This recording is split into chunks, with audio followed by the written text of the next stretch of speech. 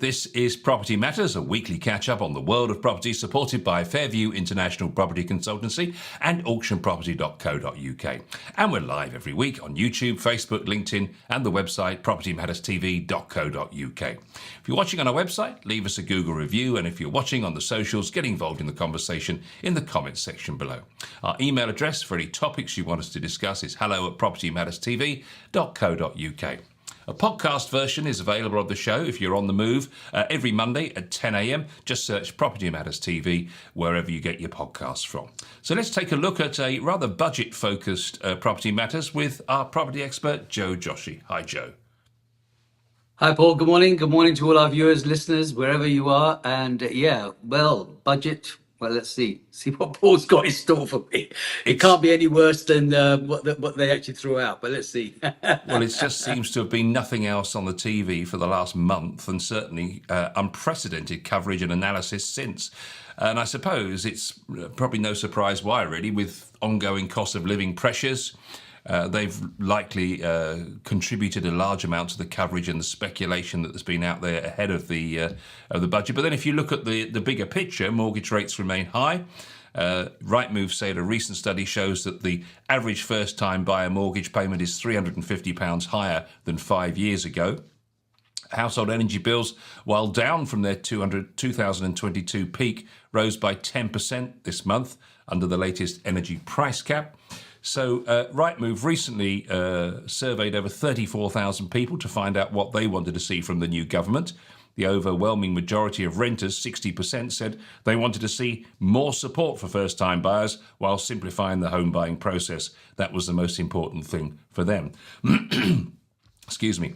Against the background, Chancellor Rachel Reeves then, of course, delivered her first budget, the first Labour budget in 14 years. So what changes were announced? Well, housing announcements included £5 billion government investment to deliver Labour's housing plan, with a £500 million boost to the Affordable Homes programme. Investment is planned for sites across the country, such as Liverpool Central Docks, with 2,000 new homes and a transformation of the waterfront. There will also be £25 million to put towards delivery of 3,000 energy-efficient new homes across the country, with a target of 100% of these being affordable. Capital gains tax on residential property remains unchanged. The government also pledged to engage with the industry on plans to make the mortgage guarantee scheme permanently available to support lending at 95% loan to value. And with stamp duty, of course, there was no mention in the budget this last week of the extension of the current stamp duty relief for first-time buyers, which is due to end on March 2025. So that's the big elephant in the room, which we'll come to in a minute. Stamp duty surcharge for those buying a second home, such as landlords buying properties to rent, rose by 2% the following day, increasing from 3 to 5%. And I have to say that was the standout thing for me. So in all the property groups that I follow on social media, they were trying to work out when exactly would it go from 3 to 5%, Joe? Was it going to be exchange or would it be on completion on the 31st of October? They seem to be absolutely obsessed with it. But that's basically the main headlines from a property perspective. Obviously, there was much more in there about NI and all the rest of that, and we'll come to that later. But what's your overall overarching view, Joe, on what we saw on the budget on Wednesday?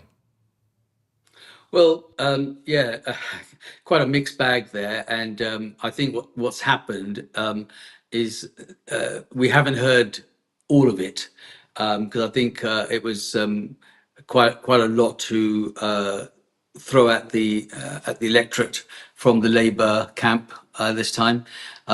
So things like capital gains has been mooted around for the last 2-3 months now, ever since they've been in, and I think that's probably been a bit of a red herring for this time.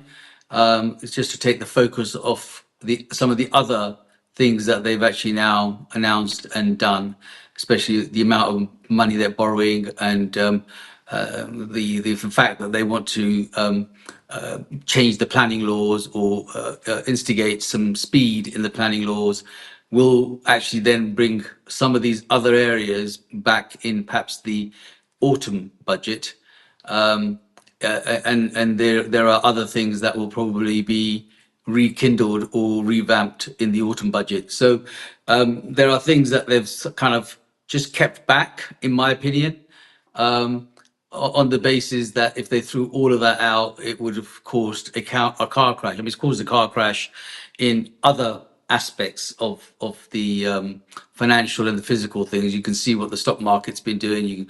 You can see all sorts of things that the comparison to Liz Truss's crash have been made, etc., etc. And so they've made quite a lot of people unhappy. I think the easiest way to describe it as would be the Lord giveth with one hand and take it with the other, and that's exactly what they've done. They've tried to sort of give everybody what they think they want, and then actually taking it away with the taxation policies that they feel that they're going to do.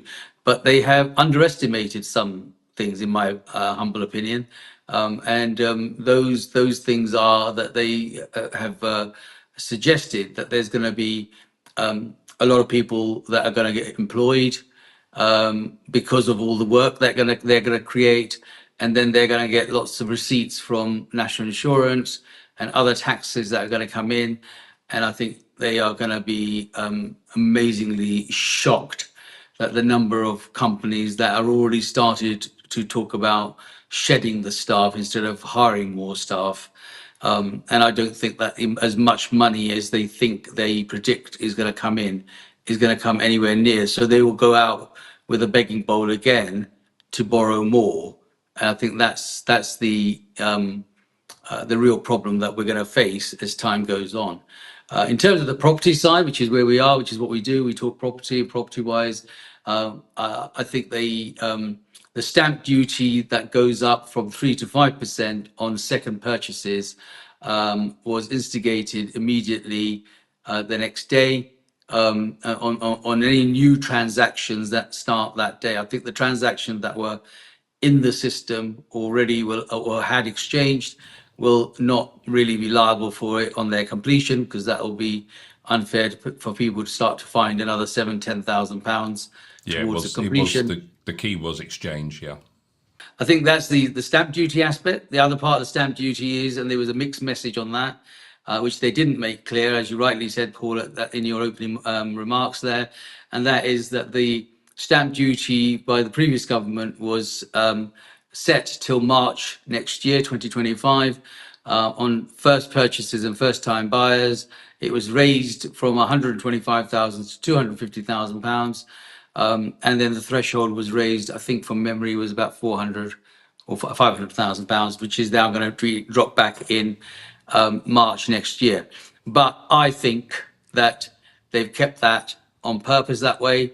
I think if I had the crystal ball, I would say to you that they will probably say they will sustain that going forward, depending on the actions of what's happened between now and March next year, in terms of their say, we're going to sustain the stamp duty for the first time buyers to help them get on the ladder, et cetera, et cetera.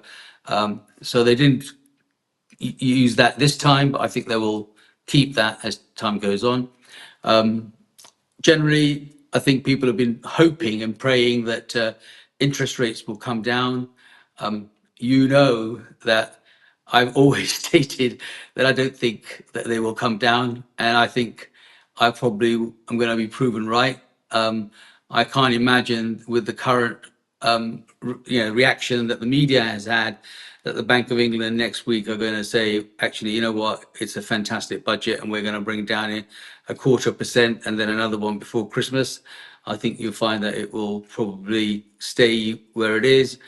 And I think that the inflation at 1.7 will over Christmas go over 2%. So those are my little predictions. And so that hasn't really done anything specifically good for the property market, other than that they feel that they're going to throw more money at putting up new houses, more new homes, and of course some change to the planning laws. Yeah, so the rate at which stamp duty is charged is currently £250,000 for anyone other than first-time buyers. That's going to fall back to 125, which is where it used to be. And that means that you could end up paying £2,500 more in stamp duty land tax on the average property. And then for first-time buyers, it's currently 425 and it's falling back to 300,000. So a first-time buyer property at the average UK price of 370,759 will pay £3,538 in stamp duty from March 2025, compared with nothing now. So that's a nice little nest egg for them. And the other thing, of course, as you mentioned, CGT, capital gains tax. Everyone was thinking that that was going to be something where the landlords or second home buyers were going to be punished. It didn't come through CGT. It came through stamp duty, as you said, and that means, of course, that again on the average asking price for a home, that's another £7,000, which, of course, had you not exchanged, will now cost you another £7,000. So those were the big elephants in the room. So you're suggesting that you think later in the year they might actually say, do you know what, first-time buyers, you can keep it at 425. Is that what you're thinking? Yes, absolutely. I think that there is just no way that first-time buyers will. Because look, in the property world, Paul, we know that we need the first-time buyers. Without a first-time buyer, the system just doesn't roll forward. So by changing that back to where it was, it's not going to help first-time buyers. And the whole idea is to help the first-time buyers get on that. I just think that they've saved that. They've just kept it back, and I think they'll come back in the autumn statement and say, you know, or around whenever that goes off, they will say that they've actually, you know, to stimulate the housing market for the spring, you know, in the autumn statement. That's what they're going to do. That's my prediction. I might be wrong, but I've not managed to get it wrong so far. So I think that, you know, they will keep that. That's my view, and they should, in all honesty. Yeah, they think there might be a rush of buyers now to beat the stamp duty rise, of course, particularly those purchasing for the first time, because that makes a big difference to them, either bringing their plans forward to trying to get their deal done before the charges go up. They're saying it currently takes a lengthy 152 days on average to complete a property transaction once a sale is agreed, which would mean agreeing a deal this week would make sure that they complete on time. Well, this is Well, an average. there's no rush outside on the door. I can tell you that now. Yeah. There's no sleeping. There's no sleepovers last night and sleeping bags, and thinking that, you know, this is the moment. It's not like shopping in the middle of for Christmas or whatever special deals come on. And I'm fairly certain most agents will actually report the same, that there was nobody outside sleeping to see if they could buy a deal today and complete prior to the stamp duty increase. Sorry, Paul. I just Yeah, that does seem quite lengthy, 152 days. I mean, I've heard 12 to 14 weeks, but that's not 152 days, is it? No. But anyway, we'll see. We'll see. The number of properties affecting by the change in stamp duty threshold varies by region, of course. You can take a look at the percentage of homes currently free from stamp duty for people buying their first home and how that changed over March, after March 2025 on Rightmove's website. Capital gains tax, of course, as we say, unchanged. There were some trends emerging in the house market that ran up to the budget off the back of several anticipated changes. One of these talked about changes was the increase in CGT, which could have seen landlords paying increased tax on any income from rental properties. Earlier this year, Rightmove say they saw a record number of former rental homes for sale as landlords made the decision to sell their properties as a result of rumoured tax change, along with the additional costs for landlords that have grown over the years. However, the budget this week has confirmed that the current rate of capital gains tax on residential property remains unchanged. So what's happening at the moment in the housing market? Well, they're saying that they've seen strong levels of activity in the typically busy autumn season, and lots more people looking to get on with house moves than they saw in the muted market of 2023. Number of sales agreed is up 29% compared to the same time last year, while the number of people sending inquiries into estate agents is up 17%. On top of that, buyers will also find much more choice of homes, with numbers of homes up 12%. Are you seeing the same sort of thing, Joe? Because looking in the market where I've been looking at the moment, it doesn't seem like there's a lot of interest, but there's certainly lots of properties. So first things first, I must correct that it's not the autumn budget because we've just had the autumn budget. It will be the Yeah, spring budget. yeah, I think I because I gathered keep that. seeing autumn stuck in my head at the moment, it came out on the basis of, but I believe that those changes will come in the spring budget. So I just want to correct that. In terms of the where we are in the housing market, look, at the end of the day, throughout the last year, since maybe the time that Labour came into power and prior with the cost of living and all the other bits and the interest rates, the letting market and landlords really took their foot off the accelerator about buying and decided that they wanted to dump, get out, get rid of stock that perhaps was not producing, things that were not getting the level of rent that they should get were old, things that perhaps were also below a C rating in EPC. All of those things conjured a situation where landlords were, leaving in droves or coming out. That meant that there was now more stock available for purchasers, and the winners of that stock probably were first-time buyers because they were when landlords buy to let property, the persons that they compete with is the first-time buyer because they're entry properties as per se. So there might be a one bedroom or a two bedroom flat or a small house or whatever. The ones that they can find a lot of tenants for are the ones that landlords want to buy. Equally, they're the same ones that the first time buyer wants to buy. So, the first time buyer has a competitor. The competitor is the landlord who wants to buy and then rent to those who can't actually get that. So there has been a surplus of properties coming back to the market. House prices, in my opinion, have been neutral. Normally I use the automatic gear stick as a yard. So, mostly we're in drive. At the moment, we are parked in neutral. We're not in the reverse. We had a bit of reverse. We had correction last year, but at the moment it's showing that it's a little bit going forward, but it's not driving crazy. So there's stock available. That means we are now in a buyer's market, not a seller's market, because it's about supply and demand. So when we have a lot of demand and lesser supply, of course, house prices tend to go up like any other product would. And so that therefore people start rushing around and paying more money. At the moment, the choices are there. It's a buyer's market. They've got the choice.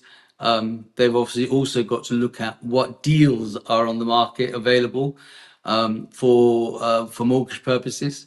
And the base rate is at 5%, and some companies are offering 3.5, 4.5, up to between 3.5 and 4.5 fixed rate, depending on the time and scale. So there's nothing out there that is setting the world on fire, and so that's why you don't see any activity. And I can honestly say to you that our activity is been muted on the basis that all of those things, and on top of it, that there was a budget coming in for the last 9 weeks. Most people have been focused on what that budget's going to look like and how it's going to be. And well, we've seen the result of that now, and now we've got to sort of work around how that's going to happen. So it's steady as you go, as they say. It's not choppy waters or anything like that, but we shall see what happens in the new year. I've been hearing that there's quite a bit of activity in the up to 500,000 market, particularly talking about the south here, obviously. But the 500 to 650 market is the one where really things are very quiet. Yes, because they're second homes fundamentally. So first time buyers are, going to be up to 350 maybe. Broadly speaking, in the north, you can get a lot more property for your money. So, but then it's the cost. You see, it's easy to say go to the north, but if your work is in the south, you've got to add transportation, other costs, time, etc. And so sometimes people think, well, actually, it's nice to have my property in the north, but I'm always on the train back and forward. So you've got to look at all of that side of things as well. So up to about 350, most people, there's some activity around the UK. And I think that the 500,000-600,000 is your second home, your family home, and their cost of living is probably putting the brakes on that because the irony of moving things and what we do here is we talk about the real life situations, the things that we experience, and I will always talk about things that experience. And I mean, this last couple of weeks we've been trying to change car registration numbers from an insurance company, and it's just mind blowing that it can take nearly a day for them to decide, and secondly, it could cost you nearly £300 just to change a registration number, or it's cheaper to cancel the policy and start again. And when you start thinking about and I was thinking about that during the week, that, every time we want to change something and it's another 200 or £150 to make that change, this is just nonsense. You should be able to go online and change the registration number of your car on your policy, providing everything else is no. It doesn't work like that, and that's the same with things like utilities, your mobile phones, etc., etc. There's so many costs, hidden costs, that are involved in trying to make some changes, and you don't allow for that in your budget. But all of a sudden, you're another £300, £400, 500 that month out on bits that you just don't think were necessary. But if you're going to make those changes and you want to do that, that's what's going to happen. So I think a lot of people take that on board, and so as a family, a lot of families, with the cost of living, have got a break on perhaps their move. Well, the decision to not raise capital gains tax on residential property is, according to some experts, going to have an immediate impact on the second homes market, as owners are now less inclined to sell their property. This could present new challenges, they say, for house hunters who were hoping for the increase in taxes to trigger a selling frenzy that would have created a larger pool of properties to choose from. As this is now not the case, previous hesitant buyers will be motivated to finally start their property search to avoid missing out. One particular agent, Nick Leeming, said that we welcome the Chancellor's decision to leave capital gains tax on residential property and buy-to-lets unchanged. With supply already tight across the rental market, increasing CGT would have likely discouraged landlords from maintaining or expanding their portfolios, adding further upward pressure to rental prices and impacting affordability for renters. So that's interesting. We were expecting, obviously, with all the additional charges coming on landlords, that there would have been lots of property for first-time buyers, but now that search is going to remain as tough as it's always been. So the search for first-time buyers at the higher properties is still going to continue, primarily because people have decided not to sell immediately. But my suggestion, Paul, would be that if those people are minded to sell, then this is the time for them to sell so that they don't get caught up with the hike in the inheritance tax with the CGT, because I think that come spring they will bring that back. They will say we now need to borrow more money, or we need more money, because they're going to throw 20 billion at the NHS in a heartbeat. Then they're going to turn around and we need more money, and they've held back the increase of the capital gains tax, but I think they will bring it in, and that's where they'll raise some of the other money that they're going to look for in the spring. So my suggestion would be that if somebody is thinking that they should sell, then sell. What about the decision to scrap the non-dom tax regime? They're saying that's going to impact foreign investors' decisions to invest in the UK. The absence of tax benefits for non-doms may impact the high-end London market, for example, traditionally very popular with international buyers. So do you think they're going to stay away, Joe? But will that also mean nicer homes for people that live here? Well, the truth is, most people that live here cannot afford those nicer homes in London. Because that's the way it is. Once you come out of London, it's very hard to go back into London because house prices are so high. The international market won't stay away as a non-dom status. The reason why the international market comes to London are many other reasons other than taxation and being a non-dom scenario. There are many reasons people come and invest in London, and one of the major ones is called security and safety for their family and their children.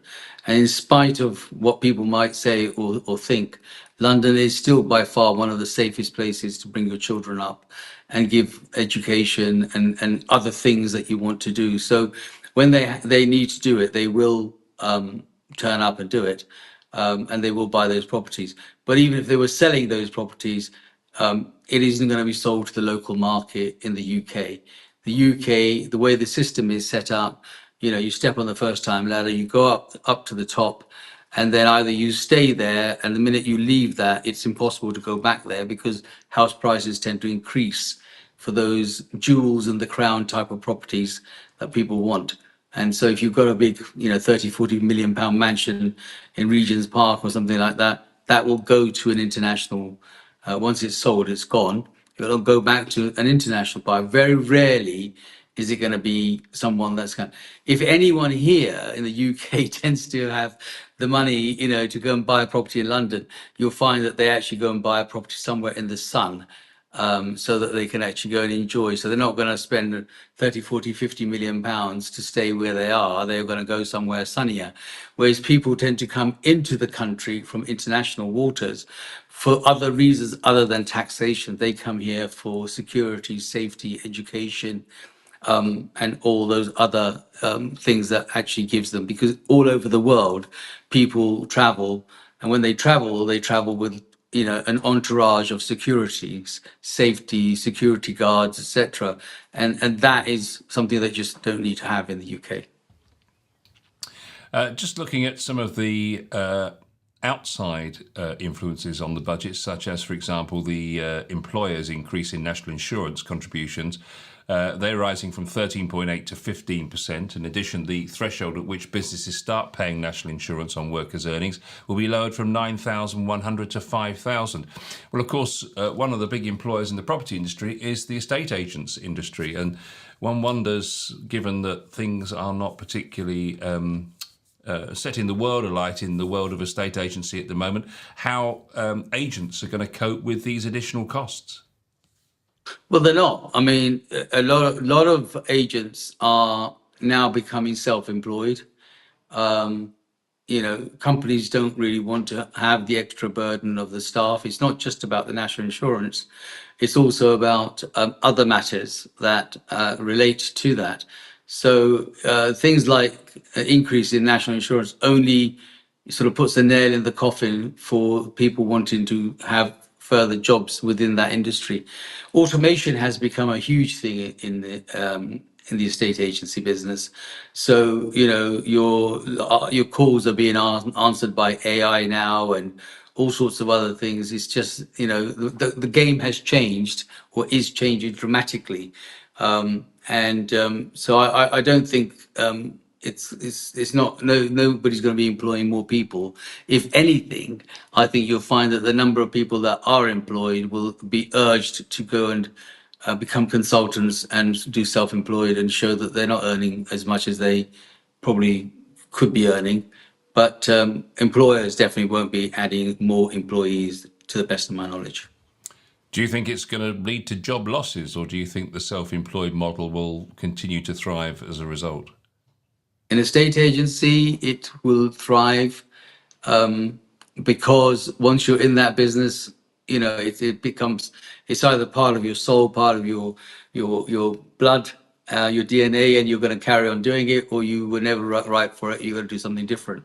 Generally speaking, I find that a lot of employers are already thinking about shedding one or two people because they can't afford to increase the national insurance contributions. And in other cases, they probably won't employ anymore.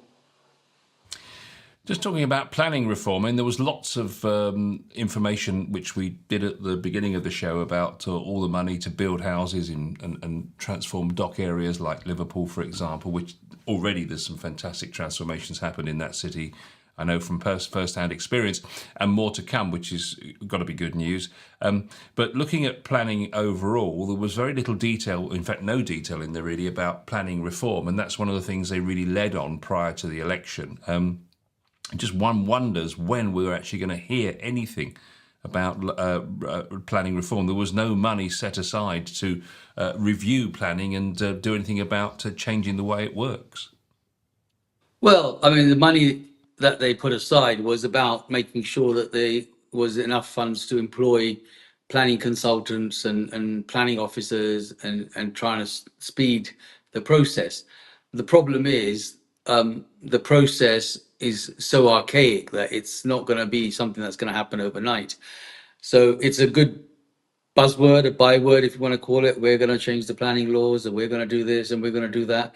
But it's when you come to it, it's far from it. You know, we know that Gove had a damn good go at trying to sort out planning laws and planning things that he wanted to do, and he never got anywhere, in all honesty, because it's not just about the money you throw at it. It is the system and the archaic system that is just it's gonna take, you know, a long time for that to actually change or become automated in some cases, because the way the country is designed, with all of the areas that you've got to consider, not only just the regulations for safety, but the, you know, perhaps it's a an area of natural beauty, or it's got, you know, green belt neighboring, or all sorts of things that come in before they actually get round to giving that planning. That can't change. It's not going to change overnight. There's no way they're going to just turn around and say, actually, you know what? We don't give a monkey whether you sit next to a green belt. We don't care about this area. We're going to plonk 3,000 homes in that bit of green grass tomorrow. It's not going to happen. Just lastly, talking about right to buy, the government did say that it was going to reduce the discount offered to tenants to buy their council homes under the right to buy scheme. This means that they will have to pay, in some cases, tens of thousands of pounds more to get themselves on the housing ladder. Charities, of course, say, and those involved in that industry say it seems unfair to punish them. But I've never really understood the right to buy scheme, particularly with the levels of discounts that were offered initially. They seemed to be so dramatic, and it almost gave those that were tenants an unfair step up onto the ladder compared to those that were trying to do it the traditional unfunded route. Yeah. So the right to buy was designed, as you know, by Lady Margaret Thatcher, and sell off all the stock and things that people wanted to do and so forth, which is great. You know, it motivated the market. The problem is that they never ever replenished that stock. They've never been able to get back to provide the homes. The ultimate original reason of having a council property, or to be able to rent a property from the council, your local council, was that it was affordable. For those that couldn't afford to buy at the time and couldn't afford to rent at a higher level, private sector level, they had the chance to rent from the council. That's why it was there. Then they came along with this idea of giving masses of discounts to people that originally couldn't afford to rent those properties, but they now were in it. So they thought, well, you know, they've been good people. They've been paying their rent, which they've got through perhaps some form of benefit in the first place because they weren't able to get a job. So the money's just gone round. It comes from one end of the department and then pays the other end of the department, and someone has a place to live. But then some smart aleck came along and said, I'll tell you what we do. We'll give them loads of deposits and reduce the house prices that they can have. And funny enough, amazingly, they found the facilities to find the mortgages to buy those properties. It is an unfair situation for other first-time buyers. I agree with you there, because all of a sudden, somebody who's been renting a property now can afford to buy a property because they've got a massive discount. What they should do is probably offer a lump sum deposit for them to vacate the council property and go and buy themselves another property, so that somebody else who isn't been able to afford to live or rent an ordinary property can be replaced into that council property. You know, they give them a little Brucey bonus, if you like, and say it's 50 grand, and off you go, instead of saying, well, there's £150,000 further reduction on a property that you're sitting on, and we'll sell it to you because you've been a good tenant. And by the way, you've been a good tenant because we've actually given you the benefits you've had the benefits through other systems, be it whatever that, say, unemployment, etc., and then it goes back round to paying your rent for a property that we've actually given you in the first place. So I think the nicest thing they could do is probably say, we'll offer you a amount that gives you, whether it's 10 or 5 or 15% towards your property. And if you feel you can go now afford a mortgage, there's your deposit. Give us our property back so we can actually give that to somebody who's more needy right now. And there are lots of people that are, homeless right now. And some of those families are put in hotel rooms when perhaps there's one person living in a 3-bedroom house, because that's what's happened. They used to have it as a family home. The family's all gone. And now there's one person living in that one particular property, which really could be recycled to another new family. The So system is overall, definitely broke. sorry.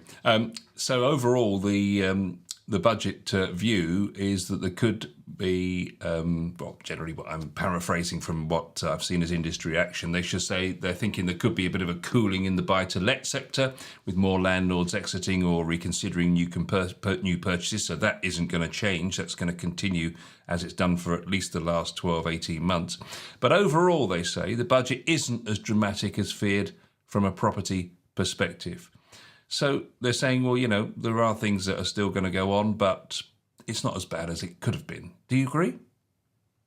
To sum I up? think that, what they say, the detail, the devil's in the details. I think you'll find as time goes on, you will begin to see the reality of it. But on the surface, it didn't look dramatic. But I think you'll find that, as time goes on, the reality will come.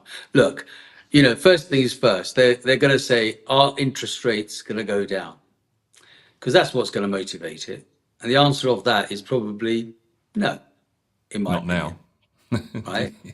Yeah, and I said that before the budget came. I said I can't see it, I don't understand it, but everybody was on the fact that it was. So I don't think that that's going to happen. Secondly, will there be more taxation? Yes, I think there will be. In the early part of next year, we will see some of those taxations. First-time buyers are suffering from stamp duty fatigue, and will that race continue? We don't know. So I think give it another month or two, and you'll start to see what the true colours of our new leaders is. Well, we promised you a budget special this week, and that's hopefully what we've delivered for you. Looking at the effects of this autumn budget from Rachel Reeves in the autumn statement as from a property perspective. So please join us again for another Property Matters very soon.